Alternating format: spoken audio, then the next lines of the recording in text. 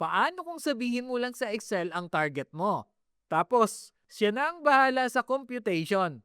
Halimbawa, ang presyo ng produkto ay 250 pesos bawat isa. Ang target mong sales ay 100,000 pesos. Pero hindi mo alam kung ilang units ang kailangan mong ibenta. Bis na mangula, piliin ang cell na may formula, pumunta sa Data tab, i-click ang What If Analysis. Pagkatapos, piliin ang Goal Seek. Sa Set Cell, piliin ang Total Sales. Sa To Value, ilagay ang 100,000. Sa By Changing Cell, piliin ang Unit Sold. Click ang OK.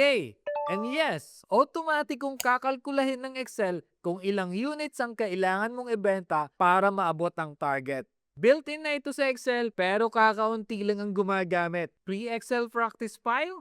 Comment Goal Seek at isesend ko sa iyo ang sample Excel worksheet na ginamit natin sa tutorial para ma-practice mo ang Goal Seek step by step.